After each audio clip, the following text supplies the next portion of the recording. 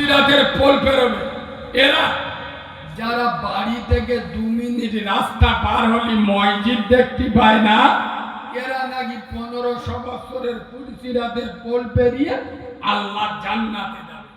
খোদার কসম, মুসলমানের বাচ্চা, যে যা করছো করো, মসজিদে নামাজ পড়ো। এখন এক শ্রেণীর মৌলবি উঠেছে, এদের আমি বাউল বক্তা বলি, জলসায় এসে 8 ঘন্টা খালি গজল বলে।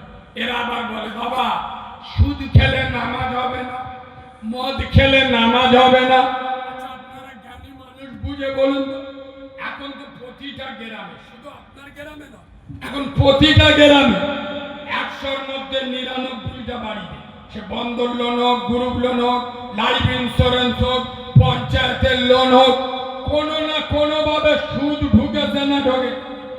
আমি মৌলবি যদি ওয়াজ করি সুদ খেলে নামাজ হবে না, এই মালগুলো আর জীবনে নামাজ পড়বে? কথা বলে না, সুদ খেলে নামাজ যদি না হয়, আমরা তো সুদ খাই, নামাজ যদি না হয় বেকার পড়ে লাভ নেই। কথা বুঝলি? মদ খেলে নামাজ যদি না হয়, নামাজ বেকার পড়ে লাভ নেই। আমি মৌলবি আলাদা, আমি কি বলি জানেন? আমার কথাটা নোট করে নি। খোদার কসম, এই মুসলমানের বাচ্চা,